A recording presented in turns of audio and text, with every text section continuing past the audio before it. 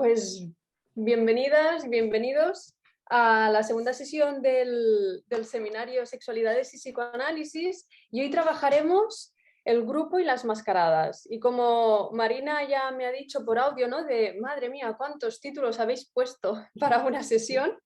No, pues con Frank nos planteábamos si todas las culturas son patriarcales o si existe una cultura matriarcal, si el sistema es patriarcal, si matriarcado es equivalente a patriarcado, si se puede salir de la lógica fálica dentro de un grupo, y también del invento del género para un uso patriarcal. Y bueno, con todas estas líneas, ¿no?, que lograban atisbar el principio de un dibujo, pues daremos la palabra a Marina Carbó y a Joana Arca. Presento a Marina. Ella es psicóloga, reside en un pueblo de Valencia, ¿verdad? Sí.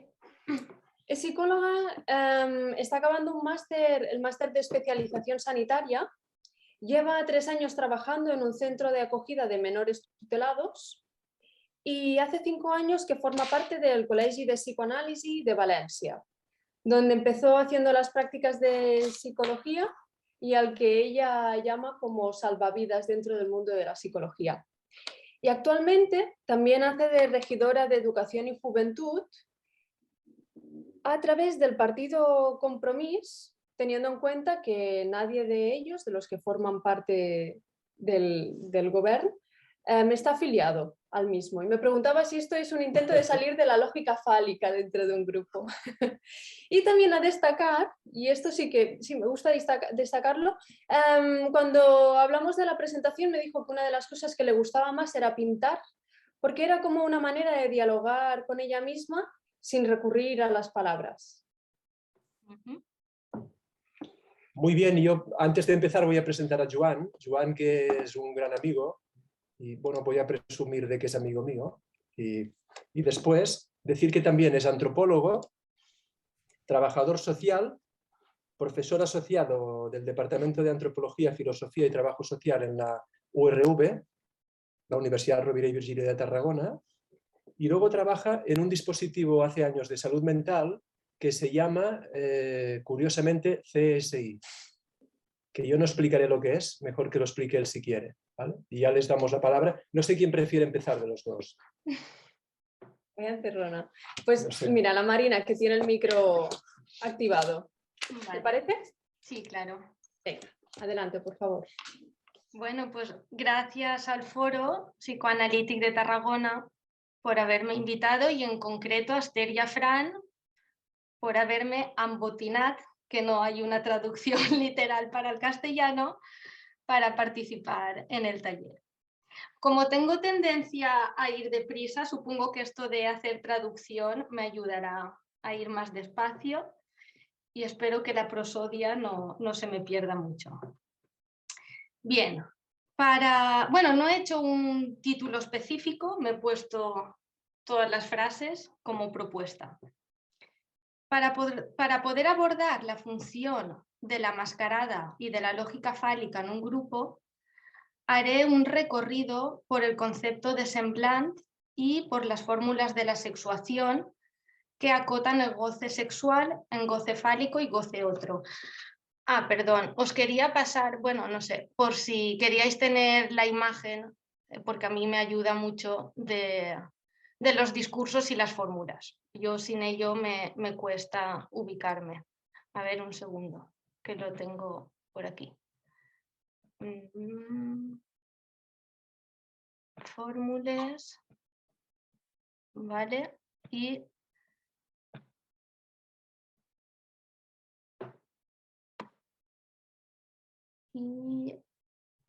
espero que sea esto. Los discursos. No lo sé porque no tiene título. No sé qué he enviado. Bien. La pregunta por las culturas patriarcales o matriarcales, a mi entender, plantea el poder en manos de uno de los dos sexos. Pero creo que se podría pensar desde la óptica de los discursos formulados por Lacan, ya que las personas, hombres o mujeres, en tanto seres hablantes que habitan el lenguaje, se inscriben dentro de un discurso. Asimismo, las instituciones que condensan o que batallan por su porción de poder en la sociedad también son habitadas y comandadas por un discurso determinado. Por ejemplo, ayer, ya no es ayer, pero cuando escribí esto sí, por la mañana, mientras me tomaba un café, vi una noticia sobre el concurso que elegía al candidato o candidata que representaría a España en Eurovisión. 3 grupos de mujeres, y lanzó algunas preguntas con cierta ironía. Todas feministas, mascarada fálica al servicio del patriarcado. ¿Acaso descompletaban la lógica fálica?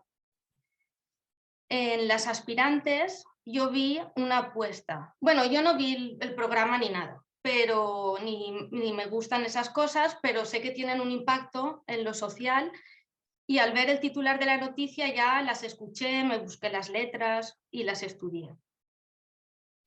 Creo que había una apuesta por visibilizar un otro relato o otro semblante que nos representara en Europa. Unas cantaban música en gallego, con una fusión de folk y electrónica, un himno a la hermandad y a la vida. Son el grupo Tanchungueiras con la canción Tierra. Otra chica, Rigoberta Bandini, con la canción Ay Mamá, para mi entender, visibilizaba a las mujeres, a las madres, al cuerpo femenino. Tenía una frase divertida, o al menos a mí me divirtió, que decía así: paremos la ciudad sacando un pecho fuera al puro estilo de la Croix, anunciando una revolución y con un ejemplo bastante particular. Y otra, con el nombre artístico Chanel, cantaba una canción titulada Slow Mo, amb un atuendo digno de las divas del pop de Estados Unidos. La letra de esta última hacía más o menos así, y os quería pues leer 2 parrafitos. Let's go, llegó la mami, la reina, la dura, una Bugatti. El mundo está loco con este party. Si tengo un problema no es monetario. Yo vuelvo loquito a todos los daddies. Yo siempre primera, nunca secundaria. Apenas hago dun dun con mi boom boom y le tengo dando zum zum por Miami. Y no se confundan, señora y señores, yo siempre estoy ready para romper caderas, romper corazones. Solo existe una, no hay imitaciones. En particular, esta última frase nos podría resonar al ideal de la mujer. Dejo que penséis quién ganó, si aún no lo sabéis, y en el debate pues podemos hablar un poco de esto.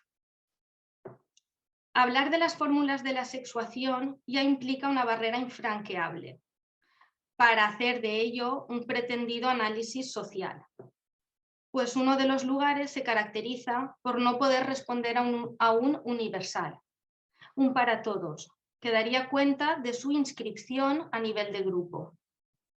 Me pregunto si se trataría, pues, de ver hasta qué punto tiene cabida en esta sociedad una lógica no toda fálica, que permeara los vínculos y las relaciones de poder. ¿Para qué? Pues para desinflar efectos derivados de las ideologías marcadas por significantes amo, que nos envuelven de segregación, desigualdades y violencias a la carta contra lo diferente. Los textos que he escogido como referencia principal han sido el Seminario 18 de Lacan, de un discurso que no fuera del semblante, de 1971, La significación del falo, publicado en Escritos 2, en 1958, y La feminidad como máscara, de Joan Rivière, de 1929. El primer apunte que nos hace Lacan en este seminario refiere que un discurso se funda en una estructura, pero nunca puede situarse a partir de un sujeto, en cara que el sujeto se encuentre determinado por el discurso, o más bien, justo por estar determinado, representado, se encuentra dividido. La ley significante opera de tal manera que allá donde se representa al sujeto en una significación cualquiera, él no está. Volviendo a la femme fatale de la canción que he comentado, se me había olvidado mencionar que después ya había escuchado, ahora ya lo he leído en varios titulares, que se había quitado de Instagram, no, de Twitter, creo, porque empezaba a hacerle mella los ataques que estaba recibiendo. Es decir, ella no está allí donde la canción pretende una determinada representación de la mujer. Y también he de decir que es la única de las tres que no había escrito su propia letra, la escribió un señor. La verdad no es más que medio decida, nos dice Lacan. Que la verdad no pueda más que ser dicha a medias por efecto de la represión primordial que funda el lenguaje. Por este hecho, el discurso no alcanza en ningún caso la verdad toda en el sentido de la mujer, pero sí tiene un efecto de verdad. Y además nos matiza que este efecto de verdad no es exactamente el semblante. La verdad sería la demansión, que es este neologismo que se inventa para hablar de la residencia del lugar del otro de la verdad, correlativa al semblante, es decir, la demansión de la verdad soporta la del semblante. En este momento el semblante lo ubica como el significante mismo, por eso a priori no habría discurso que no fuera del semblante. Y aquí hay un apunte que igual queda un poco enredoso, pero bueno, yo quería enunciar, me pareció también estos juegos que hace Lacan. Él se plantea que le puso ese título como una negativa y no enunció si había semblante de discurso, porque intentar enunciar que hay un semblante de discurso ya apuntaría al metalenguaje, a un otro del otro. Y como el discurso solo puede ser representado como semblante, todo lo que se edifica se hará sobre la base del significante. En este seminario, cuando se ocupa de los discursos, equipara el lugar de la gente al del semblante. Y ya sabréis que en función del significante que se ubique, se tratará de uno de los 4 discursos. A saber, el significante amo en el discurso amo sería la gente, el saber en el discurso universitario, el sujeto dividido en la histeria y el plus de gozar en el analista. Los meteoritos, el arco de San Martín, o sea, el arco iris, el arco iris o el trueno, sirven para ilustrar el semblante, porque aparecen en ausencia del objeto que representan. Esto ya nos permite pensar una diferencia entre semblante y mascarada. El semblante representa y la mascarada oculta. De hecho, nos indica que el semblante que se hace pasar por lo que es constituye la función primaria de la verdad. Es otra manera de pensar la verdad como un hecho de ficción. Lacan va a argumentar en este seminario que aquello que representa el semblante es la imposibilidad de representar la relación sexual. Es decir, trata de representar aquello que falta. Las consecuencias entre una posición que apuntara al velar o representar frente a otra que apunta a ocultar, la imposibilidad de escribir la relación sexual, van a acarrear consecuencias distintas a nivel del sujeto y pienso que es el 1 por 1 de la clínica donde se puede articular mejor. Bueno, aquí esto no lo dice Lacan, pero yo tengo tendencia a buscar asociaciones y entonces lanzo una asociación muy loca que igual es excesiva, pero me planteé si ser el falo en la mujer tendría efecto de semblante, mientras que tenerlo o pretender tenerlo estaría más del lado de la mascarada. Y asimismo relacionar esta dicotomía entre el goce otro y el goce fálico. Al final de la primera clase plantea que justo por centrar el efecto de un discurso como imposible es por lo que tendría alguna posibilidad de ser un discurso que no fuera del semblante. Así vemos cómo se perfila un litoral entre el semblante y lo real. Y creo que si ese litoral puede ser alguna vez franqueado, no puede serlo más que por vía de la sublimación. Nos dice que el discurso de la ciencia, la buena ciencia, encuentra lo real en tanto que este discurso depende de la función del semblante. Lo real agujera, forada, agujerea, no lo sé. Este semblante articulado, que es el discurso científico. Este avanza sin preocuparse de si será o no semblante. Simplemente se trata de que en su red aparezcan los agujeros adecuados en el lugar adecuado. La única referencia sería el imposible, donde desembocan sus deducciones. Y si este imposible sería lo real. Pero para los analistas, lo que les concierne es el campo de la verdad, que lo articula al fantasma. Es decir, la relación de A minúscula con el plus de gozar, la relación de la minúscula, el plus de gozar y el sujeto barrado. Vamos a ver este fantasma cómo cambia en función del discurso. Mientras que en el discurso amo esta relación se quiebra, siendo que el sujeto del inconsciente está en el lugar de la verdad y es inaccesible, y que un significante amo se dirige a un saber para producir un goce. Y por otro lado, en el discurso capitalista vemos, bueno, el no discurso, vemos una doble alienación, pues oculta justamente esos significantes amos en el lugar de la verdad que sostiene el discurso. En contraposición a esto, bueno, ¿para qué? Para decirnos cómo deberíamos gozar. En contraposición a esto, el discurso del analista restaura la relación, donde el A minúscula haría de semblante y interrogaría al sujeto del inconsciente, estando el saber vinculado al campo de la verdad. Para consumar los significantes amo y que dejaran de hacernos de amo para ordenar nuestro goce. Disculpad si soy poco rigurosa en la explicación. Me gustan los discursos, pero suponen una dificultad de abstracción. Me parece importante una reflexión que hace Lacan sobre el fenómeno nazi.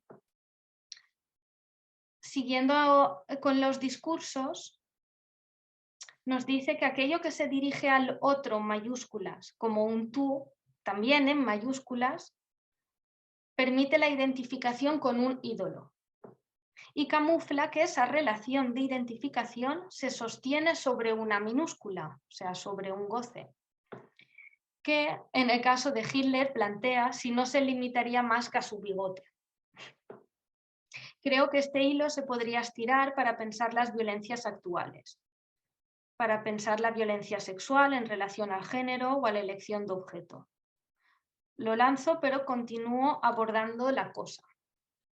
Siguiendo a Lacan, en la edad adulta el destino de los seres hablantes es repartirse entre hombres y mujeres, siendo esta relación con el otro sexo la que definiría el sexo propio. Por tanto, ya nos vemos ubicados de entrada en la dimensión del semblante. No hay abstracción posible que defina lo que es ser un hombre o una mujer. Y cada uno se apaña como puede por tal de dar signos al otro bando para connotar que lo es. En relación al cortejo sexual, está lo sexual en su función, o sea, el coito está, pero tiene un estatuto particular de identidad. Este cortejo, compartido con los animales, se da en los humanos a nivel de discurso. Es decir, se trata de un semblante vehiculizado en un discurso. Y según Lacan, es en este nivel donde podría dar darse algún efecto que no fuera del semblante. No sé si tiene que ver en lo que va a decirnos después, con cierta gracia, ya que dice que el cortejo animal tiene una exquisita cortesía, mientras que en nosotros ocurre que los hombres violan a las mujeres. Y añade, o al contrario, o inversamente. En el límite de lo discursivo hace aparición lo real. Esto es el pasaje al acto, mientras que el acting out consistiría en llevar a escena al semblante mismo. El plus de gozar que se pone en juego en un discurso sería precisamente eso prohibido al discurso sexual, es decir, que no hay relación sexual. Este plus de gozar no se puede normalizar en una relación con el goce sexual y no lo podemos formular más que por el falo, en la mesura en que sería su significante a nivel del semblante. Introduzco así las fórmulas de la sexuación. Todo ser hablante se inscribe en uno de los dos lados, del lado masculino o femenino, con independencia de su sexo. Estas son las únicas inscripciones posibles. Y ocurre que entre estas posiciones hay una barra que distribuye y separa la posición masculina y femenina. Hay que tener en cuenta que en ambos casos se tiene una relación con el goce fálico. Este sería el único elemento de unión que permitiría que haya una cierta relación a nivel de significante y que no sea un puro desastre. Entonces, el falo actúa como el único significante para ambas posiciones, en el que podría haber un cierto anudamiento de la sexualidad con el lenguaje. Del lado masculino, los cuantificadores lógicos plantean que todo el goce está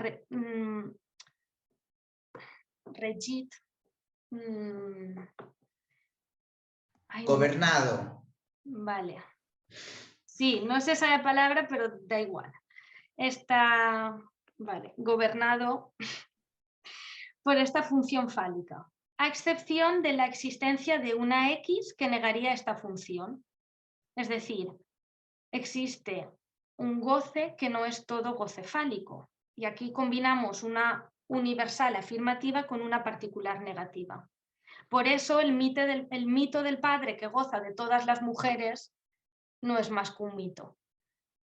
No obstante, del lado femenino, no todo el goce... se rige, esa es la palabra que quería. No todo el goce se rige por esa función. No todo goce se rige por goce fálico. Ahí estaría, si no me equivoco ahora, una universal negativa. Pero como falta una excepción que lo posibilitara, no existe un goce que no rija el goce vía el falo, o sea, no existe un goce que no sea goce fálico. Yo lo entiendo como una particular negativa de doble negación, lo que impide que se tanque que se cierre el conjunto de manera que este queda abierto, adviniendo un goce no contable, que no se puede relatar ni localizar en una parte delimitada del cuerpo. Por tanto, habría un goce fálico en los sujetos que se inscriben en la posición femenina, pero además una relación con otro goce, inexistente en la parte masculina, un goce suplementario. Ahí recae la posibilidad de una lógica no toda fálica en un grupo. Y para ir finalizando me gustaría comentar, hacer un comentario sobre el artículo de Joan Riviero. La tesis que ella plantea es que las mujeres que aspiran a la masculinidad, haciendo una lectura desde Lacan, podríamos entenderlo como ubicándose en la posición masculina de las fórmulas, estas mujeres harían uso de la mascarada femenina como un semblante, siendo que no es lo mismo, un semblante femenino, pero de aquello socialmente reconocido, que no amenace, por tal de evitarse la angustia y las represalias que vendrían por parte de los hombres, ya que se inmiscuyen en su terreno, pues muy inteligentes, con dotes profesionales, que no son solo madres abnegadas. Este tener el falo de la mujer, o aparentar tener el falo, podría hacer de un signo castrador para ellos, de ahí la amenaza. Pues bien, creo que esta mascarada femenina ha de ver más con una estructura histérica que con una posición femenina. Y podemos pensar que esa mascarada, que ella dice protege frente a la angustia del castigo por parte del hombre, creo que esta mascarada femenina lo que hace es intentar sortear la castración y que continuaría siendo solidaria con la lógica fálica. Y ya está. No sé cuánto he tardado. Genial, genial de tiempo, Marina. Vale. Gracias por tu trabajo. Joan, cuando quieras. Bueno, pues gracias. La verdad es que, Marina, me has dejado aquí un listón que me hace darme cuenta de lo extraterrestre que soy. Y también me hace darme cuenta de que yo también he estado, como lo has dicho, en Botinat por estos del grupo tarraconense, especialmente por Fray Ester. Pero bueno, bien, yo de entrada os agradezco que me deis esta oportunidad para poder intentar acercarme a este encargo que nos habían hecho los organizadores y que respondía un poquito a si el patriarcado y la dominación masculina atenazan o no todas las sociedades y si existen sociedades matriarcales. Y bueno, vamos a intentar acercarnos y para ello voy a intentar utilizar reflexiones que han hecho algunos compañeros al respecto y voy a hacerlo de una forma, pues, desde lo que permite la antropología, ¿no? Y voy a hacer referencia precisamente al abordaje de la desigualdad de género desde una perspectiva transcultural y voy a hacer un poco mención de aquellos referentes de la antropología que han abordado el tema de la antropología de la sexualidad o la antropología del género, en la que espero que obviamente generar una segura controversia. Así que bien, en definitiva lo que pretendo con esta presentación es analizar diferentes órdenes sociosexuales y los sistemas de gestión del deseo que se han podido estudiar o analizar en diferentes ámbitos socioculturales, desde la antropología o más bien desde la etnografía, diría yo, porque muchos de los trabajos tienen más este componente. Y bien, la finalidad en definitiva pues es esa, identificar dimensiones de desigualdades de género en diferentes grupos étnicos y culturales de los que somos conocedores, con esta finalidad, que es la de verificar si el patriarcado y la dominación masculina resulta un elemento transcultural o no, y si han existido o si perviven matriarcados en alguna de las sociedades humanas que conocemos hasta la actualidad. Bien, en esta misma línea, pues destacar que desde la antropología de género y la antropología de la sexualidad se ha indagado en la variabilidad de culturas a la luz de construcciones simbólicas y sociales acerca de lo llamado masculino y lo femenino, y también de las relaciones que intervienen entre estos. Y he intentado coger los estudios que no buscaran precisamente la acumulación morbosa de anécdotas curiosas y casos etnográficos exóticos, sino aquellos que de alguna forma propongan un análisis de diferentes culturas y sociedades a modo de escuelas etnofilosóficas que formulen de alguna forma diversas formas de entender el género desde las múltiples perspectivas en las que se ha hecho y que han planteado de alguna forma epistemologías científicas que han permitido, pues bueno, enmarcar las actuales concepciones. Y una de las interrogantes desde las ciencias sociales, en múltiples ocasiones se ha referido a la cuestión de si el patriarcado o la dominación masculina atenaza en todas las sociedades o no, y es algo que en definitiva nos remite a la existencia de estas sociedades matriarcales que en definitiva ya abordó Bourdieu a finales del siglo XX.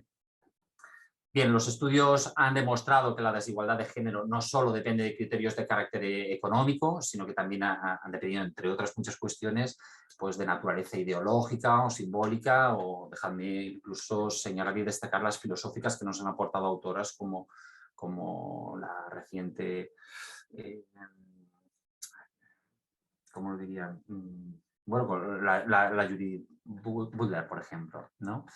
Bien, siguiendo un poquito los estudios de Godelier, también, por ejemplo, de finales del siglo XX, que destacaba el dominio simbólico como pieza clave que explica y mantiene el orden genérico y que en algunos casos justifica esta infravaloración del mundo femenino como parte del dispositivo que garantiza precisamente la dominación masculina, entre comillas, y que precisamente este autor aborda esta temática de la desigualdad entre géneros desde una perspectiva transcultural. Y lo hace a través de la realización de un recorrido por la literatura científica que ha abordado diferentes cuestiones en torno, sobre todo, a la etnicidad, el género, el mito o no de las sociedades matriarcales y del tratamiento de diversos casos etnográficos documentados. Y esto espero que nos permita evaluar las dimensiones y el grado de desigualdad respecto al género que existe en este orden sociosexual que se puede dar en cualquier grupo humano. Y aquí sí voy a pecar un poquito de este cierto relativismo cultural. En todo caso, después intentaré justificar. Bien, nada, desde esta mirada de la antropología clásica, a mí me gustaría... Tengo problemas también con la traducción, si me sale alguna catalanada, disculparme, porque va a ser inevitable. También me lo había intentado preparar un poquito en catalán y va a ser un poco difícil en algún momento. Bien, Bachofen publica su obra El matriarcado también a finales del siglo XX, en la que asegura desde una óptica, llamémosle evolucionista, que hubo un tiempo donde las mujeres gobernaban las sociedades, ¿no? Y eso se desprende un poco de todos los estudios que hace de la mitología clásica, haciendo un repaso pues, de Sido, de Píndaro, Ovidio, Horacio, de la propia Ilíada, de la Odisea de Homero, etc. Y para él, a grandes rasgos, el matriarcado o la ginecocracia, ¿no? Que se llama de las valquirias, significaban el gobierno de las mujeres que posteriormente fue abolido por una revuelta de hombres que tomaron el poder y hasta la actualidad, ¿no? Y en esta teoría del matriarcado Bachofen se basa en el postulado de la promiscuidad, que defendía un modelo evolutivo donde en los grupos de menor complejidad social la paternidad era desconocida y esto permitía colocar a las mujeres en una posición de poder debido a que eran las creadoras de vida, ¿no? Bueno, y esto lo hace pues, a través de una estructura que hace como en 4 fases, que si tenéis mucha curiosidad, pues después os la acabo de ampliar y que, bueno, como os he anunciado antes, os he hecho el spoiler de que concluye con esta revolución, esta revuelta de los hombres en las que acaban tomando el poder. Bien, y en el siglo XX podríamos decir que comienzan todos estos estudios antropológicos sistemáticos sobre el género, la construcción social de la identidad social. Y esta temática destaca el trabajo pionero de la antropóloga Margaret Mead, una referente en la disciplina de la antropología.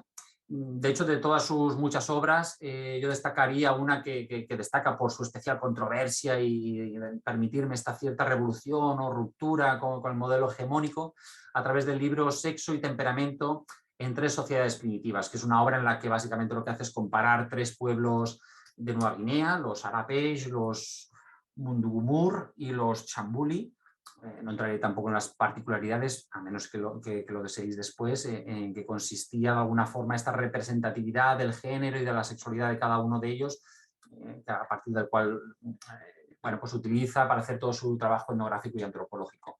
Yo de Margaret Mead sí que me gustaría destacar, estamos hablando de obras que se han de contextualizar en principios del siglo XX.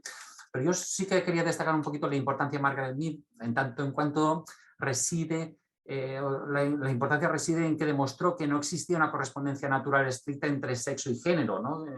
Y que lo hizo precisamente en una época en que la antropología daba por correspondencia y esta correspondencia como por supuesto, ¿no? Y aquí rompe un poquito este modelo. Obviamente todo esto lo tenemos hoy en día como muy incorporado.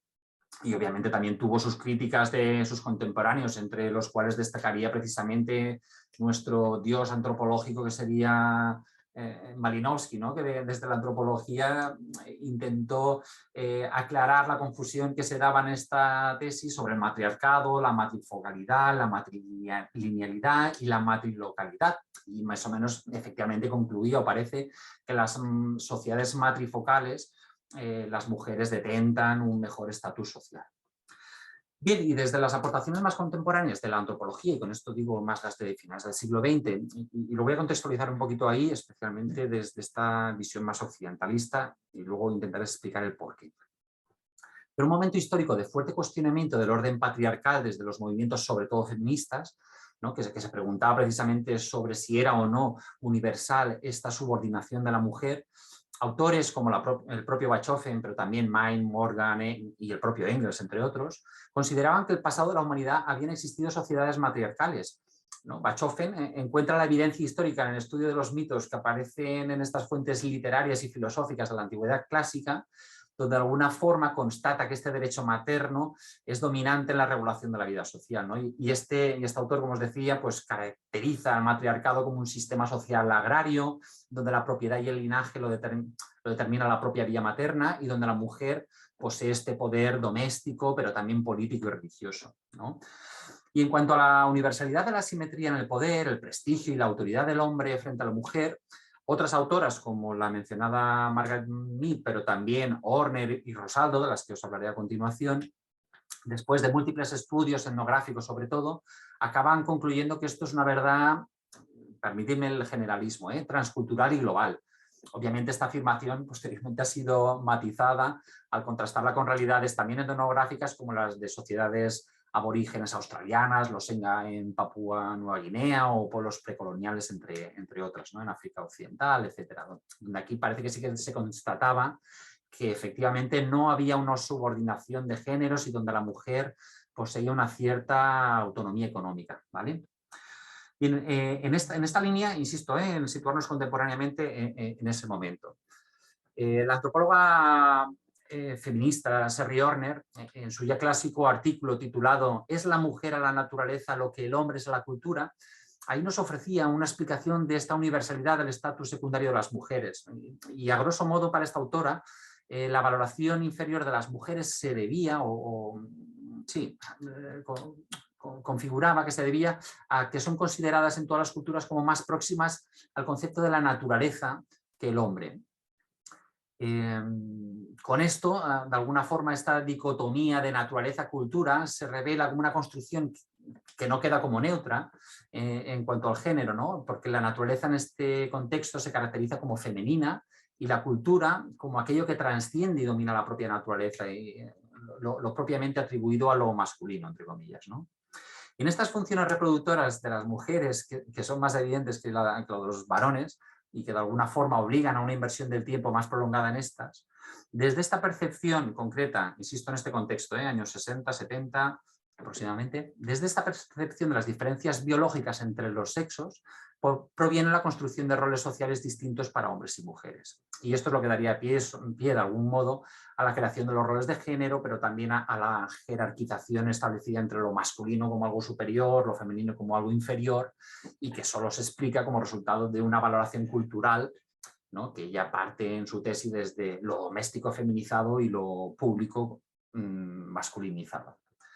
En esta misma línea, otra antropóloga, en este caso Michelle Rosaldo, explica la subordinación femenina como el resultado de la dicotomía público y doméstico, ¿no? Una vez más, se ve en esta misma línea de esta corriente feminista de los años 70, que la maternidad, o se ve como la maternidad como un factor que relega a las mujeres al espacio de lo familiar, y que la gran dedicación de tiempo y esfuerzo que supone la crianza, de alguna forma imposibilitaría a las mujeres para realizar actividades del espacio público, ¿no? Y esto da esa carta abierta o esa legitimación a lo masculino para administrar la sociedad, ¿no? Y de esta división doméstico-público se deriva la percepción de las mujeres como más cercanas a la naturaleza que los hombres, ¿no?, que de alguna forma había precedido las tesis de Horner.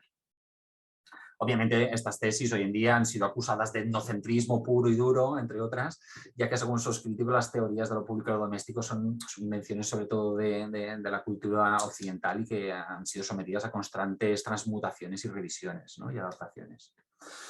Y en este mismo contexto, ya para cerrar un poquitín, es todo esta contextualización y evolución transcultural histórica, yo destacaría otra autora que sería Henrietta More, que es un referente obligado de este periodo, donde la posición de esta autora es la de este relativismo cultural que os anunciaba antes y por tanto lo que hacía era poner acento en las diferencias entre las mujeres de diferentes culturas.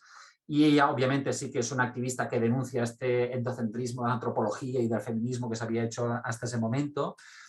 y entiende que la situación de las mujeres no puede medirse con parámetros occidentales, porque lo que en un lugar es valorado como dado de poder, en otra cultura puede no ser relevante para el estatus. Y eso responde un poquitín pues toda esta corriente, ¿no?, del relativismo cultural, en la que de alguna forma la consigna es esa, que las grandes teorías no pueden explicar la situación de un colectivo concreto, y más el de las mujeres, que además no es homogéneo, ¿no? Bien, de todos estos estudios antropológicos se deduce que el significado de ser mujer varía cultural e históricamente, y que el género es una realidad social construida. Yo creo que en este sentido había un cierto consenso, que siempre debe marcarse en un contexto determinado y concreto, y que también está sometido a constantes transmutaciones. También se deduce que no ha habido ninguna sociedad donde a los hombres, y aquí sí que responde un poco a esta pregunta, ¿no?, sobre si sobre si existen o no sociedades matriarcales. Sí que se deduce de estos estudios que lo que no ha habido nunca o no se ha conocido es ninguna sociedad donde a los hombres se les haya desposeído de su poder y de sus derechos, como se ha hecho con las mujeres en Occidente a lo largo de la historia, sobre todo durante el periodo decimonónico, y que no hay ninguna sociedad conocida hasta el momento en la que el sistema de estratificación de los sexos favorezca a las mujeres, aunque es verdad que se sabe, y de esto ahí os puedo dar un amplio listado, en el que ha habido y existen sociedades con gran igualdad entre sexos, pero de ahí hablar de sociedades matriarcales, bueno, habría que en todo caso entrar a definir y diferenciar, que en todo caso, si me lo permitís, intentaré abordarlo. Espero que llevéis el cronómetro y me cortéis el rollo, porque yo cuando me lanzo me vengo arriba y... ¿Sí? Bueno, no sé si me estoy yendo mucho de madre. Intentaré abordar lo que serían indicadores de igualdad de género de los estudios de la antropología, del género y del sexo, que básicamente yo creo que han abordado como 4 dimensiones principales que yo he intentado categorizar, como la dimensión económica, la política, la étnica, social y cultural, y la propia dimensión sociosexual, ¿vale? Estos enfoques que os he intentado desarrollar tratan de explicar el fenómeno de la opresión de la mujer en distintas culturas, toda ella desde los diferentes estudios que hubo, ¿no?, a lo largo del siglo XX, sobre todo, y que de todas ellas se puede deducir cuáles son las variables que explican esta desigualdad en la relación entre los sexos, ¿no? Cuando se pretende identificar cuáles son las variables que determinan el reparto de poder en una sociedad, se suele recurrir a estas visiones tradicionales más materialistas, que consideran que el poder está determinado por el control del capital, ¿no? Y aquí tenemos una influencia claramente pues, marxista, dejadme decir, ¿no? Frente a otras visiones que también se dan, más idealistas o más inmateriales, que consideran que la dimensión simbólica es la que otorga privilegios y deberes entre un grupo humano, ¿no? Y que podemos considerar una serie de dimensiones que pueden ayudar a evaluar el grado de poder en relación al género que cada sociedad puede constituir. Entonces, en estas 4 dimensiones que he intentado más o menos parcializar, más por tener un pequeño mapa mental, destacaría esta dimensión económica, que a grosso modo podríamos entender que el poder económico es definido como la habilidad para controlar la distribución de los bienes y alimentos más allá del nivel doméstico, una distribución de recursos, la estructura de la propiedad, la división sexual, la división del trabajo, los roles de prestigio, las oportunidades de educación, el acceso a la salud, la nutrición, la seguridad, ¿no? Todas estas esferas que pueden servir o que han servido como indicadores fundamentales para conocer los diferentes grados de desigualdad entre sexo y género en las diferentes sociedades. Y a modo de ejemplo, por ejemplo, la división sexual del trabajo, que es uno de los indicadores fundamentales que más han utilizado históricamente para conocer el grado de desigualdad sexo-género en diferentes sociedades, sobre todo occidentales, y que en muchas sociedades se ha comprobado que a mayor división entre lo doméstico y lo público en el reparto sexista de roles y espacios, mayor es la simetría entre sexos, ¿no? Y cabe decir que este modelo es verdad que tiene sus variaciones culturales, ¿no? Y que esta aplicación de la categoría doméstico-público, que es más propia de las sociedades occidentales, es muy cuestionable, ¿no?, en otros marcos culturales. Bien, en segundo lugar, la dimensión calificada como política, ¿no?, ayudaría a entender la distribución de derechos, privilegios en relación al género desde los planteamientos más weberianos, donde el poder es definido como la capacidad de una persona para provocar obediencia en otras, ¿no?, en función de la posesión y la creencia de que se goza de que algo que los que obedecen de alguna forma desean, ¿no? Y aquí el poder sería considerado como la habilidad para controlar o influir en las decisiones más allá del ámbito doméstico, ¿no? Por ello, la distribución por género del ejercicio de poder y la autoridad, formal e informal, va a ser otro indicador fundamental para saber el grado de paridad que se pueda dar en entre sexo. Bueno, aquí no me quiero extender demasiado. Vamos a hacer mención, si queréis, de esta tercera dimensión que hacía referencia a lo mal agrupado, ¿no?, entre lo étnico, lo social y lo cultural, que efectivamente pues, en muchas sociedades las mujeres ocupan un espacio principal en las ceremonias, celebraciones y rituales místicos o rituales de paso, ¿no? Y con lo que esto confiere una cierta visibilidad y un poder simbólico concreto, ¿no?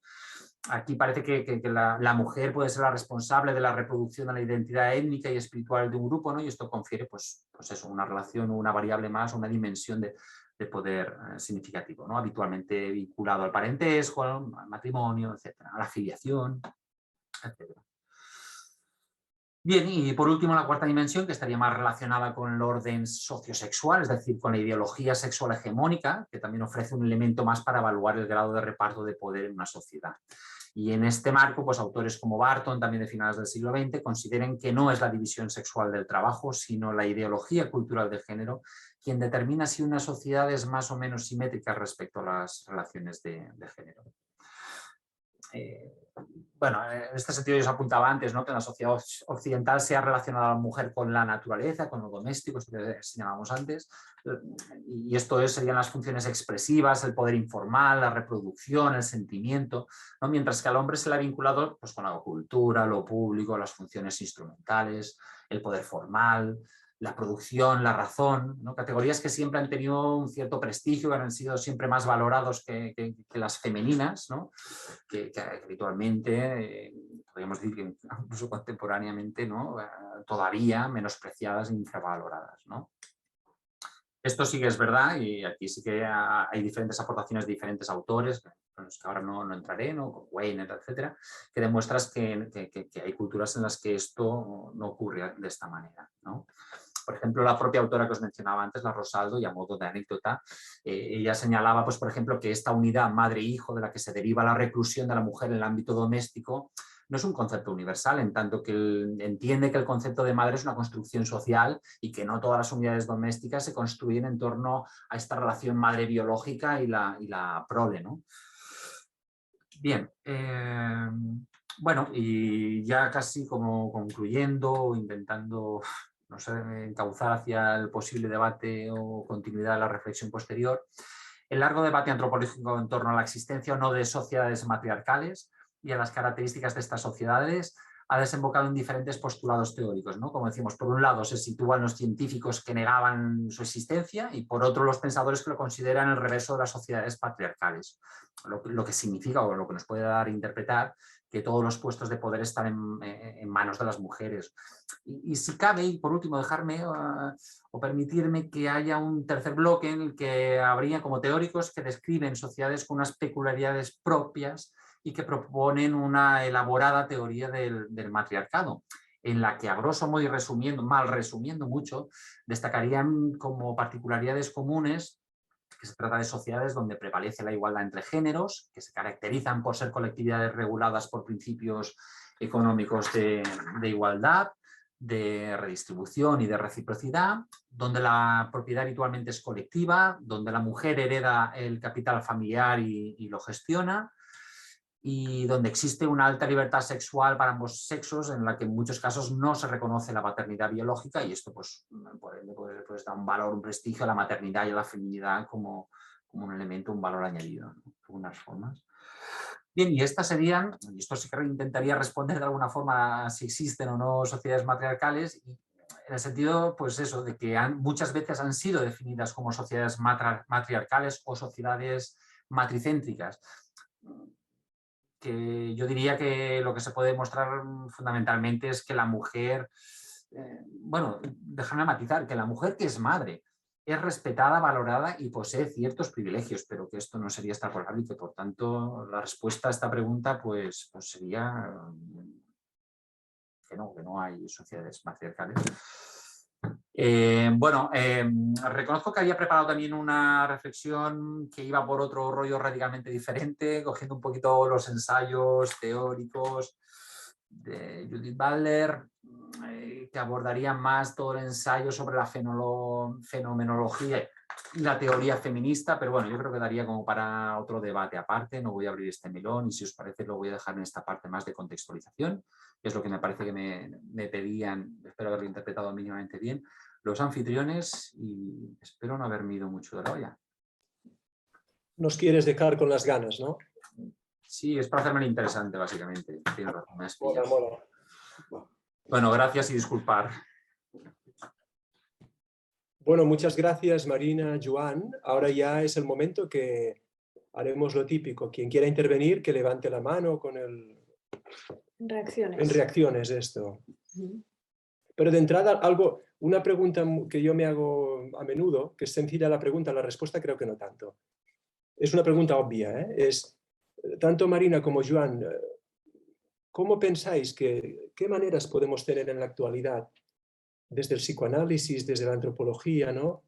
Para salir un poquito más de todo este pensamiento tan binario en el que todos, de una manera u otra, estamos tan sumergidos, ¿no?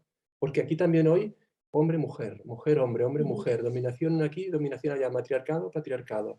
Es como que estamos como en un partido de tenis, como en un pensamiento que podríamos decir en una lógica muy imaginaria, ¿no? Y nos cuesta decir hombre-mujer, pero ¿por qué no decimos otra cosa? El hombre, la mujer y lo otro, ¿no? Algo más tiene que haber que nos pueda ayudar a salir de esta insistencia en la discordancia entre hombres y mujeres y venga, y cómo la suplimos, y si la suplimos viendo de la mano del capitalismo y consumiendo objetos y gadgets y nos llenamos de imperativos, ¿no? Pero, ¿cómo pensáis que podemos salir un poquito más de esto? Esto me interesa, lo que pensáis vosotros. Pues mira, gracias porque Frank, es verdad que dejando el hilo donde lo hemos dejado, precisamente ha dejado como un vacío precisamente para cubrir esto que tú anuncias de alguna forma. Y de hecho, esta emergencia de estos nuevos paradigmas feministas que precisamente en el momento actual se alejan de la noción esencial, universal y monolítica de la categoría mujer o hombre estrictamente, ¿no? Sí que veo que se acercan o se interesan cada vez más por las interrelaciones entre las diferentes formas de opresión y alianzas estratégicas, y esto ha ampliado o ha permitido ampliar de alguna forma este objeto clásico del feminismo, ¿no? que de alguna forma es lo que os he presentado hoy en día. Y es precisamente aquí, en este cruce de caminos entre feminismo y diversidad, donde han emergido estas nuevas corrientes, ¿no? que permiten pues, otras dialógicas y que actualmente, pues yo qué sé, podrían ir sofá pues de los transfeminismos, de las perspectivas queer o de los enfoques decoloniales. Y no quisiera que os quedáis con una mala fotografía de la antropología en este sentido, ¿no? Porque al revés, se trata de que la antropología no está en condiciones de caer en estos universalismos sexuales y de género que acostumbraban a invisibilizar esta diversidad humana o a naturalizar las perspectivas hegemónicas o a legitimar estas dinámicas de poder que impregnan el sexo y el género, ¿no? Y bueno, esta diversidad sexogenérica es verdad que es un universo analítico amplio y variopinto, ¿no? Al que, bueno, pues merece la pena prestar una atención desde otro enfoque. No sé, Marina, ¿tú qué piensas? Bueno, pues yo pienso que gracias a tu ponencia lo que he podido abrochar es que la pregunta si hay sociedades patriarcales y matriarcales es tramposa, porque si volvemos a Lacan, no hay una correspondencia entre el patriarcado y el matriarcado. Hay patriarcado en tanto hay el significante fálico, hay del uno, pero no hay la otra parte que lo complete. O sea, esto del matriarcado, por ejemplo, en el ejemplo que ponía yo de la señora que ha ganado lo de Eurovisión, porque una mujer cisgénero ostente un rol de poder, significa que no esté perpetuando una lógica fálica que no deja espacio a lo que no entra ahí dentro y que apunta a algo del ser femenino y apunta a algo del lado de la falta. Entonces yo que no creo en la existencia, desde esta manera en que lo estoy pensando, de la existencia de un matriarcado. Sí que creo en esas sociedades más paritarias donde tiene que estar vinculado al modelo económico y y donde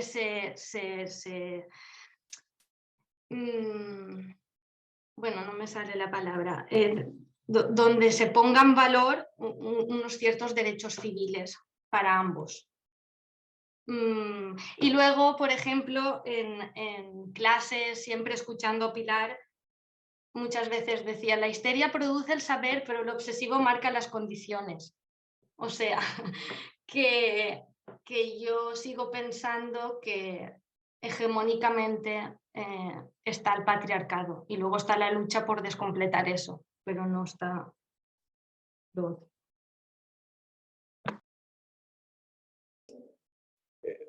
Me hacías pensar en una cosa, Marina, pensaba y Joan, ¿no?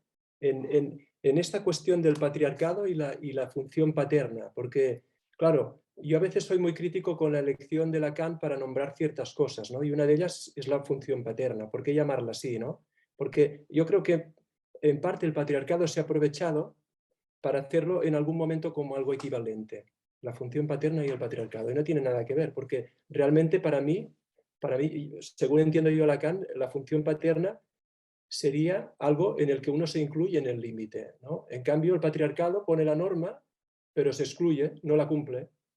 Es la hostia, ¿no? Y creo que por ahí es importante también. Me mosquea a veces la elección de según qué maneras de nombrar los conceptos por parte de Lacan, porque creo que ha conducido, no él, a nosotros, a llevarlo, a reforzar de cierta manera un pensamiento patriarcal. Y también diría que se habla de un modelo heterocentrado, pero es que yo no lo llamaría heterocentrado, lo llamaría homocentrado, porque realmente el problema es soportar algo de la diferencia. Es como que se está buscando lo mismo, ¿no? Y si buscar lo mismo no es algo hetero, buscar lo mismo es algo homo. Y bueno, nada más de momento. Tenía la palabra pedida Andrés y Pilar. Y luego Sí. Esther. Ah, ¿quién habla? ¿Esther? No, tú. No, yo en primer lugar, gracias por las dos charlas.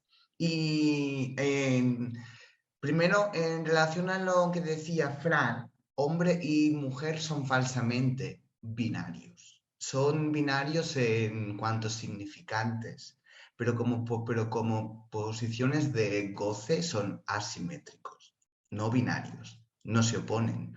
Sí, sino que no se entienden. Yo es que personalmente soy de los que sienta trinchera en lo femenino y me parece que perderlo es dejar de lado el poder de la diferencia como aquello que te excede a todo un discurso. Y que si precisamente hay algo que me ha resonado de la ponencia de Marina, es que el no todo es aquello que todo un discurso expulsa, porque precisamente es la diferencia que es irreductible, pero que siempre marca que hay un límite donde hay algo que no se atrapa. Y que efectivamente el ejemplo que tú ponías, la femme fatale, es la construcción fálica por antonomasia de capturar a la mujer bajo el fantasma.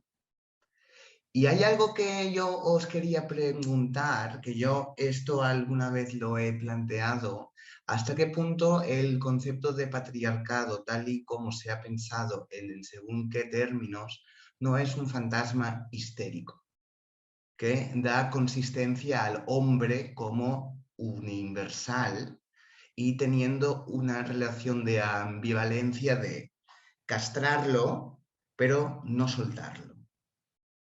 Que es esta ambivalencia que tiene la posición histérica con el amo. Lo castra, pero desea un amo al que interrogar. Y de hecho hay un texto muy interesante de Marie-Hélène Bruce sobre la cuestión del patriarcado, hecho un lapsus. No hay patriarcado sin las madres, que lo sostienen, porque la posición de madre también es un modo de zafarse de lo femenino. Nada más. Pero para saber para ver qué nos sugería. Gracias.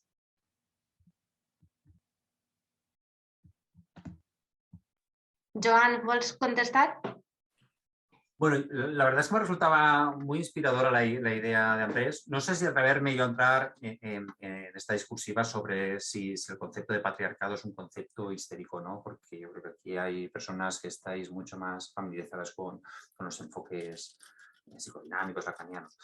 Pero sí que me parecía muy inspirador y me evocaba a un autor, a de Bouvier, que de alguna forma hablaba o hacía la afirmación de que la mujer, el concepto de mujer, lo presentaba como una idea histórica y no como un hecho natural, ¿no? Está claro que al hacer esta afirmación subestimaba la distinción entre sexo como un hecho biológico y el género como una interpretación cultural o una significación de este hecho. Pero teniendo en cuenta un poquito esta distinción que hacía, ser hembra venía a postular que era un hecho que por sí no tenía ningún significado, pero ser mujer representaba o implicaba a haberse vuelto una mujer, o sea, obligar al cuerpo de alguna forma a conformarse, a representarse con una idea histórica de mujer, ¿no? A inducir de alguna forma al cuerpo, la expresividad de este cuerpo, a volverse lo que sería, y aquí creo que estaríamos muy de acuerdo, un signo cultural, ¿no? Materializarse obedeciendo pues a una posibilidad históricamente a menudo heredada, ¿no? Y esto pues también, bueno, no sé si iba un poco ligado a lo que pretendías decir, pero a mí me ha inspirado esta asociación con este autor, Andrés. Marina, no sé, ¿tú qué piensas? ¿Estás más familiarizada con estos conceptos? No, difícil. Yo sí que creo que evidentemente el patriarcado, las mujeres, las histéricas, pueden sostenerlo, pero no creo que sea un fantasma, porque la histérica no es la mujer, no son las mujeres, o sea, no es lo mismo ser una mujer que ser una histérica. Entonces me parece que va más allá de un fantasma. Y no sé el origen, por qué, pero creo que tiene que ver con un cierto plus de gozar en un cierto lugar.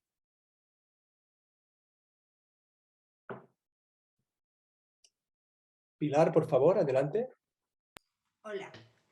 Bueno, ha sido muy interesante y suscita vuestras dos intervenciones un montón de preguntas y también algunas respuestas. Lo primero que me ha sugerido en las dos intervenciones, sobre todo la de Joan, es que evidentemente todos los saberes están contextualizados. En un momento determinado has hablado del feminismo de los años 70, que es un momento histórico muy importante después de la Segunda Guerra Mundial, un intento de subvertir todo el campo del conocimiento y evidentemente cuando hablamos de ese momento histórico, tanto en el psicoanálisis como en feminismo, por ejemplo, en teoría feminista, no hablo del movimiento feminista, sino de los teóricos del feminismo, están contextualizados. Y podríamos pensar que mientras Freud, un señor de la época victoriana, vincula la anatomía con el destino de un sujeto, llega a Lacan y lo subvierte completamente y dice: la anatomía no es el destino. Cada sujeto se inscribe de un lado u otro de las fórmulas de la sexuación, independientemente del sexo biológico. Esto, de alguna manera, leído desde el siglo XXI, implica que Lacan rompió lo binario, y esto se lo comentó a Fran, rompe lo binario con las herramientas de los años 70, que no son las nuestras. Nosotros tenemos la obligación de seguir pensando esto con lógicas que tienen que ver pues, con el avance del capitalismo, el neoliberalismo salvaje, las condiciones laborales, el aumento de los fundamentalismos, es decir, cambia el panorama y multiplica los efectos sobre los sexos. Pero lo que sí que cuando Lacan dice la anatomía no es el destino, cada sujeto se inscribe de un lado u otro y sabe, y además se reúne con las feministas del movimiento feminista francés y les dice algo así como la que lo siente sabe de lo que hablo. Y para eso también tiene una cena maravillosa con Marguerite Duras, a la que interroga. Ella no quería ser usada por Lacan, porque dice que todos los intelectuales la usaban, pero se fueron a cenar, se emborracharon los dos y aquello dio pie a un maravilloso texto de Lacan sobre Marguerite Duras, a la que consideraba una verdadera mujer. Podríamos seguir hablando de eso, pero lo que eso me pone sobre la pista es un problema también histórico, y es que, por ejemplo, en España, en la historia del feminismo, por razones políticas, es la historia de la igualdad. Porque había que conseguir libertades sociales que no teníamos, y todo lo que tenía que ver con el movimiento feminista, con la liberación de la mujer, con las posiciones reivindicativas respecto a la cuestión de la dominación por parte del hombre. Evoco un libro magnífico que es su tesis doctoral de un sociólogo que se llama José Vicent Marqués, que es valenciano, que fue el primer hombre de sociología que se planteó esta cuestión de los modelos sexuales y la dominación masculina desde un punto de vista muy vanguardista. Vuelvo a España, y entonces en España hemos creado todo un aparato conceptual, Celia Amorós, muchas mujeres feministas españolas, muy del lado de la igualdad, por una necesidad histórica. Pero no ocurría así en Francia, por ejemplo, donde yo creo que el feminismo de la diferencia no hace tanto el juego, como habéis comentado, a la consolidación del patriarcado, precisamente porque toda denuncia, la denuncia de algo implica la valoración de ese algo en primero de básica de sociología, ¿no? La histérica denuncia una cuestión, sabe de lo que se trata, llega el obsesivo, como ha dicho Marina, dictar las condiciones de las reglas del juego, y el capitalismo absorbe eso conceptualmente y se acabó la película, ¿no? Y por eso yo creo que tenemos que ser muy cuidadosos con lo no binario para que no se nos atragante y no sea absorbido por el discurso capitalista, no sé cómo decirlo, ¿no? O por la forma brutal que tiene el capitalismo de acceder a estas cuestiones. Entonces, yo creo que independientemente del sexo, el humano inscribe un anudamiento sexualidad, lenguaje y la cuestión de cómo se ubica. Esto hoy significa, lógicamente, que estamos en un momento de reivindicación de las sexualidades, que no son los roles, porque hay parejas homosexuales que son heterosexuales, lo ha dicho alguien, creo que ha sido Frank, y viceversa, o sea, que hay parejas, yo lo escucho en clínica todos los días, que tienen lógicas de relación de pareja totalmente masculinas, y a lo mejor son dos mujeres. Y es verdad que como clínicos nos interesa salir de esa lógica, de la lógica de parejas masculinas, independientemente del sexo biológico. ¿Por qué? Pues porque la gente que no está en esa lógica masculina es más tolerante con el otro, porque las segregaciones se producen precisamente por la intolerancia al goce del otro. Y las parejas masculinizadas en su vínculo, creo que, aunque lo diga así, se entiende perfectamente, están en una lógica que podríamos decir patriarcal, pero cuando decimos patriarcal estamos hablando de padres y madres, no de hombres y mujeres. Son cosas radicalmente diferentes que yo creo que habría que unificar lenguaje. Y entonces, como yo he entrado porque Marina me pasó vuestras preguntas y me parecieron tan interesantes, creo que está muy bien, porque ¿qué pasa en toda dinámica de grupo? Incluso, por ejemplo, en una escuela, que se supone que no tiene que tener una dinámica de grupo, sino huir de ser un grupo para constituirse, bla, bla, bla, ¿no? ¿Qué se produce en relaciones de poder? Y toda relación de poder, históricamente, lo ha dicho Joan, es masculino, independientemente de que lo ejerza un hombre o una mujer, como ha dicho también Marina. La señora Thatcher tendrá una anatomía femenina, pero era un señor de Bilbao.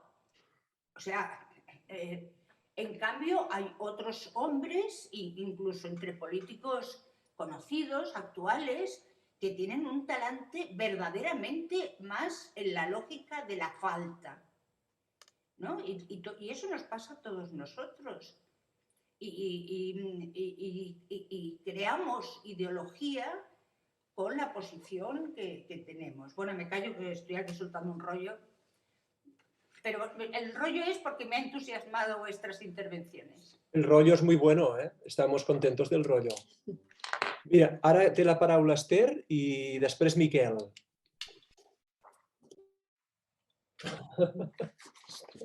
A ver, empezando por Eurovisión.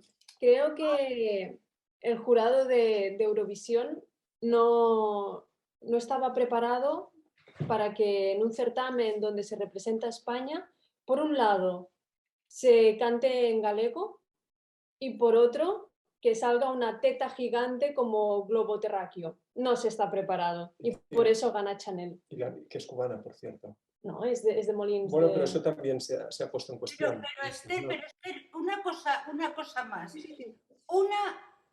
Podían marcarse un Joan Manuel Serrat, cantando en gallego. Y la de la teta, al fin y al cabo, habla de revolución, aunque sea la francesa. Tampoco cabía, ¿no? Porque la canción habla del cuadro de la revolución. O sea, eso no cabe. Claro. Exacto, es el enseñar la teta, ¿no? No por orden de un hombre. Vale, entonces, claro, la cuestión está en que nuestra cultura occidental está distribuida según el género.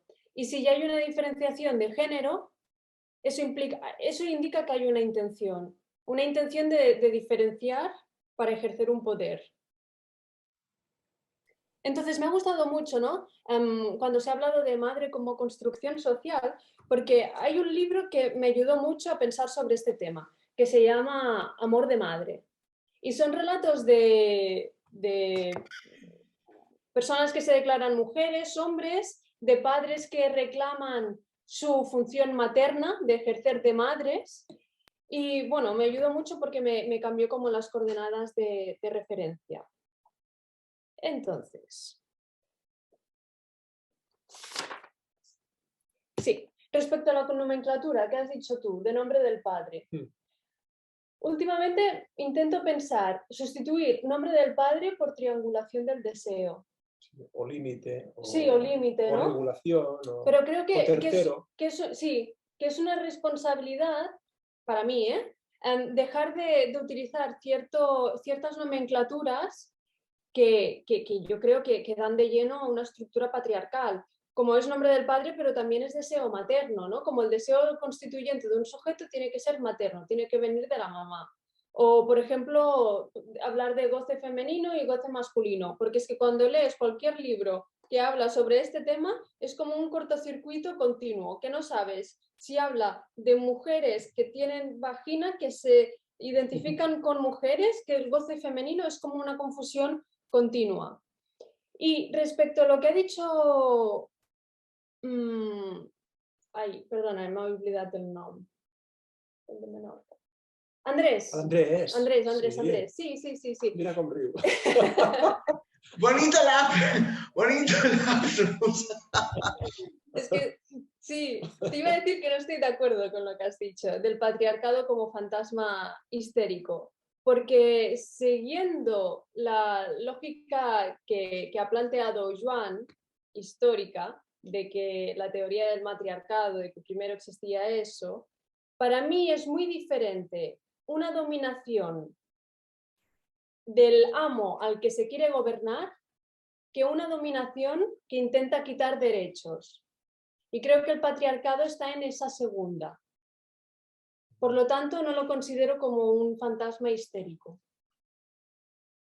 Claro, aquí solamente un pequeño matiz, Quiero decir, la raíz fantasmática no quita el peso al ejercicio de la dominación. Pero lo interesante es el beneficio suplementario que también generan las dominaciones, que no se sustentan solo por el amo. El esclavo también es cómplice, que es lo más interesante. Sí. No, i ja està. El Miquel, que fa 3 hores Sí. que vol parlar. Sisplau, Miquel. No feia 3 hores, ho acaba de ficar, pero bueno, gracias igualmente. Bueno, de entrada, felicitar a los dos ponentes, felicitar a los dos ponentes porque me han gustado muchísimo las dos. Y también a los que han intervenido antes que mí, porque me han gustado las 4 intervenciones, en especial la de Pilar, que también ha dado un sustrato histórico, no sé, que me ha gustado mucho, de verdad. Mira, mi pregunta era como súper sencilla, ¿no? Y casi más por curiosidad intelectual. Era, bueno, hemos visto, ¿no? Esto de que en antropología, lo han dicho antes que yo, en antropología se hace un poco un binarismo, ¿no? Entre matriarcado y patriarcado, ¿no? Y se aplican como las ideas del patriarcado a un supuesto equivalente, pero femenino, ¿no? Y hemos visto, ¿no? Como ha hecho Andrés y Marina y otros, ¿no? Que desde el punto de vista del psicoanálisis, pues sería otra lógica la que se movería, ¿no? Sería más, como ha dicho Andrés, asimétrica, ¿no? Y que entonces no podríamos hablar en ese sentido que habla de antropología. Entonces mi pregunta, que era más por curiosidad intelectual, era si la antropología se ha planteado nunca esta lógica, ¿no? A la hora de hacer su trabajo, ¿no? Y es decir, si en lugar de hacer binarismo ha pensado en poder ir hacia, por ejemplo, colectivos que se muevan más con una lógica no toda. Bueno, no sé si me entiendo, ¿no? Yo pensaba en algunos autores, no sé, yo leí un libro hace tiempo de Jorge Grau, ¿no? que hace antropología de la familia, contemporánea, etcétera, ¿no? Y utiliza conceptos nuevos, ¿no? Por ejemplo, a mí me gusta mucho y lo uso bastante, es el de kinship en inglés, que significa como parentesco, pero cuando traduces a parentesco ya otra vez, eso de las palabras que decía Fran, ¿no? Parentesco ya tiene una raíz que no es la misma que kinship, ¿no? Parentesco, por ejemplo, parece que puede incluir más difícilmente los animales de compañía, por ejemplo, dentro de la relación. En cambio, kinship en inglés podría, ¿no? O kin, ¿no? K-I-N. Entonces, no sé, mi pregunta era si desde la antropología se había, no sé, intentado importar esta lógica para poder, no sé, abrir campos o Sí, obviamente yo no puedo hacerte embajador de la antropología, No, porque soy claro. antropólogo ni mucho menos. Yo sé que quería hacer una pequeña aproximación un poquitín de estos autores, que es verdad que es más de este contexto, digamos, del siglo XX sobre todo, pero ciertamente hoy en día todo el caso del postestructuralismo francés, todas las teorías queer, los transgender studies norteamericanos, incluso, dejarme decir, los feminismos negros anglosajones, ¿no? Todas estas corrientes surgidas en territorios de referencia ya incluyen precisamente todas estas perspectivas que rompen con este modelo binario y por eso me quedaba un poquito con las ganas de poder haber hecho la conclusión con los estudios de Butler, porque precisamente lo que hace es romper radicalmente con estos esquemas y profundiza precisamente en esta fenomenología del concepto sexo-género que precisamente trasciende, ¿no? este enfoque binario que de una forma provocativa pues ya he intentado presentar, ¿no? Precisamente para que pudiéramos ver esta visión más etnocéntrica y también más androcéntrica, ¿no? A la que la propia antropología en las disciplinas actuales, los autores más contemporáneos han hecho una autocrítica fehaciente. No sé si os responde un poquito, pero Miguel creo que va por ahí un poquitín. Creo que también va en constancia un poco a lo que Pilar estaba ilustrando de alguna forma, ¿no? De romper un poquitín con ese molde, pero bueno, sabiendo también el contexto y punto de partida epistemológico en el que nos hemos ido basando para poder evolucionar y transmutarnos hasta el momento actual.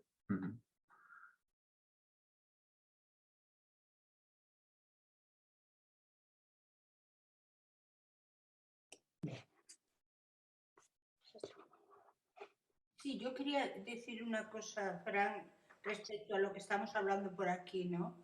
Es decir, Por el chat.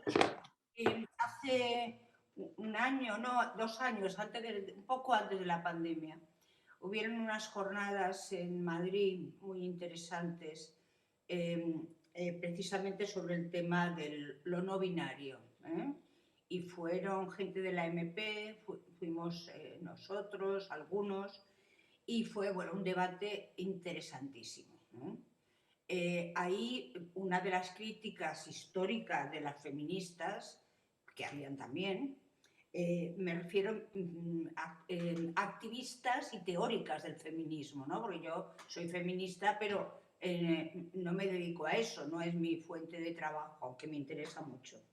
Entonces surgió tu pregunta, ¿no? La cuestión, por ejemplo, función paterna, como precisamente lo que pone límite para no ser toxicóticos, ¿no? Lo que viene a poner un corte a la asíntota infinita de la angustia del psicótico, etcétera, etcétera. Y claro, decíamos, si alguien dijo, que esto me lo estoy inventando, así no fue, ¿no? Pero función paterna, pues tenían todo el derecho a salir de otras disciplinas a decir, pero ¿que usted qué dice? ¿Y por qué no función materna? ¿No? Y tienen todo el derecho y aparte es lógica la pregunta.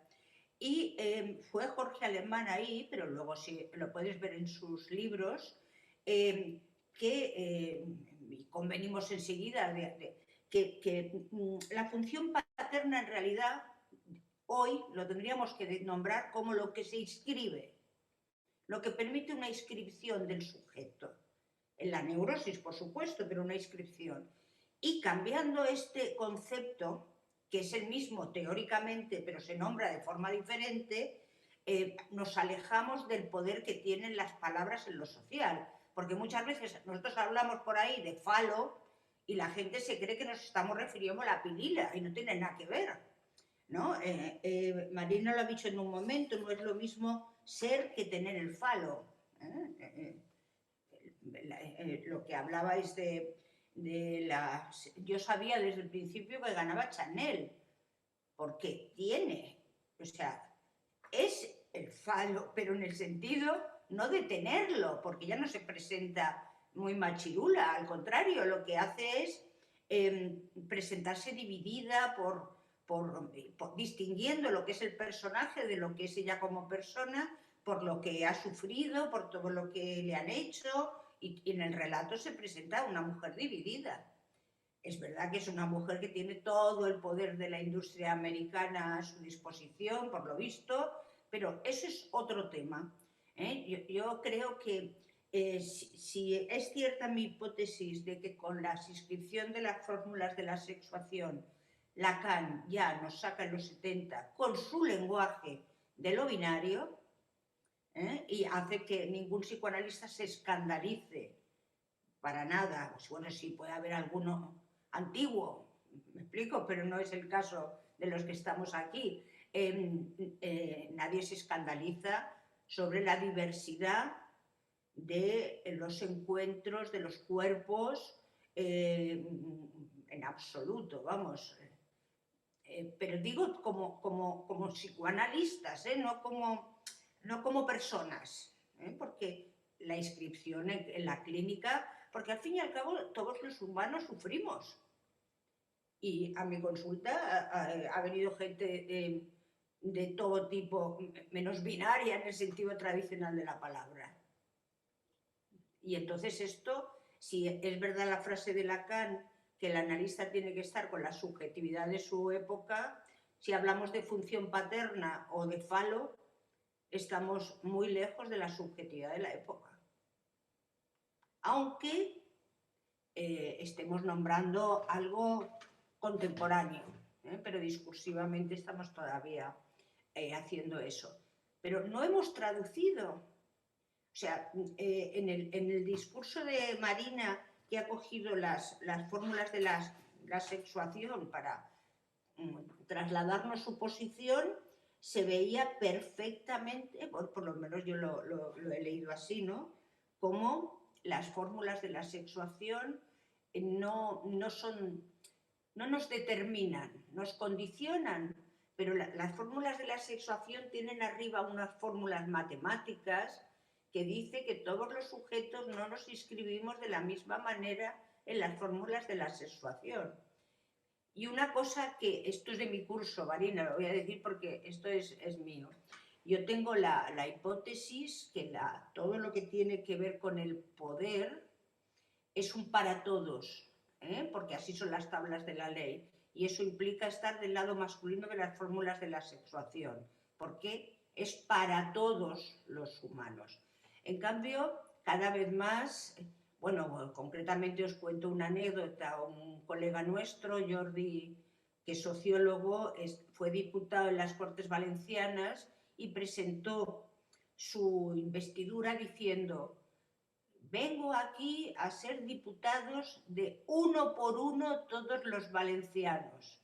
Normalmente la gente dice para todos los valencianos, ¿no? Como diciendo, aunque no seas de mi partido, yo te representaré también. Bueno, pues no es lo mismo decir para todos, que está en la lógica del lado masculino de las fórmulas de la sexuación, que decir uno por uno los valencianos, etcétera, etcétera, que está del lado femenino en la lógica no toda fálica. Y quien lo dijo es un hombre, quiere decir que heterosexual, pero no tiene nada que ver con ser, no tiene nada que ver con quién se acuesta uno. Fantástico. Bueno, de hecho, ¿no? Estoy muy de acuerdo con lo que planteas, Pilar, ¿no? Porque, claro, las fórmulas de la sexuación, el lado hombre y el lado mujer en ningún caso son ni complementarios ni son opuestos. Es decir, no hay nada de eso. Lo que pasa que yo me refería a esta cuestión de nombrarlo de esa manera, sí que ha podido conducir a cierta imaginarización y a cierto uso o mal uso, ¿no? Que luego ya no hace falta decir que en la Caña de los 70 y por ahí, con toda la clínica más nodal, allí ya no habla ni de hombres, ni de mujeres, ni de burros, ni de caballos, ni de nada. O sea, ya dice, hay que hacer un cuarto nudo con los 3 registros, ¿no? Y ya está. Ahí sí que se sale para mí del todo. Pero bueno, para mí siempre es una buena pregunta, incluso entre analistas, esta cosa de decir, bueno, ¿nos salimos suficiente de la lógica binaria? Porque al final tú ahora decías, cuando haces la función de analista y cuando vas por la calle comiendo un cucurucho o lo que sea, o pipas, ¿no? Pero yo creo que al final, aunque estés comiendo un cucurucho o pipas, puedes estar más impregnado o menos del pensamiento binario y luego eso también se puede traducir en tu práctica analítica. Quiero decir que para mí, tú también creo que lo decías antes, Pilar, los peligros de lo binario, siempre hay que estar un poco alerta. Porque de hecho, a ver, no podemos negar que predomina bastante lo imaginario en todos, ¿no? Bueno, y esto es así. Por hostia, vaya rollo tenemos todos. Una cosa, tenemos que acabar. A no ser que alguien quiera decir algo y si no se encuentre muy mal, yo creo que tenemos que... Al Miquel, perdona, no. Miquel. No, perdó, és que anava just a il·lustrar això que dius, perquè hay una frase que a mí me ha molestado una vez, pero que se dice muy a menudo, que es una anécdota de un psicoanalista italiano, no sé, seguro que todo el mundo la conoce, ¿no? Que es algo parecido a una paciente que le dice a su analista, quizá me gustaría mejor analizarme con una mujer, en lugar de un hombre, se supone, o sea, en lugar de la analizar bien, y el analista le responde algo parecido a, ¿qué te hace pensar que soy un hombre? Y en esa interpretación que se utiliza mucho, ¿sabes? O sea, yo lo he oído muchas veces de muchas maneras diferentes de explicar esta anécdota. Claro, ahí el psicoanalista ha hecho un binarismo bastante importante, ¿ves? Y lo utilizamos para dar cuenta, ¿no? De que no es la representación lo que hace al hombre, sino los modos de goce, pero en el fondo, lo digo como idea, ¿no? Porque en el fondo ahí se cuelan bastantes cosas, ¿no? Se cuelan las cosas, por ejemplo, de lo que no es mujer es hombre.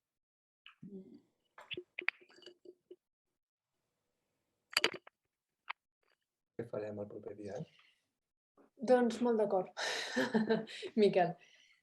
Doncs parem la sessió d'avui. Ens veiem el pròxim 15 de febrer amb la sessió de Medicina amb el Guillem Paille i jo mateixa, on parlarem de la diferència que marquen els genitals, la diferència que marcan los genitales. A ver qué sacamos de ello. Moltes gràcies. Molt bé. Adéu-siau. Adéu. Un plaer. Gràcies. Bona nit. Moltes gràcies. Bona nit, moltes gràcies. Fins aviat. Gràcies.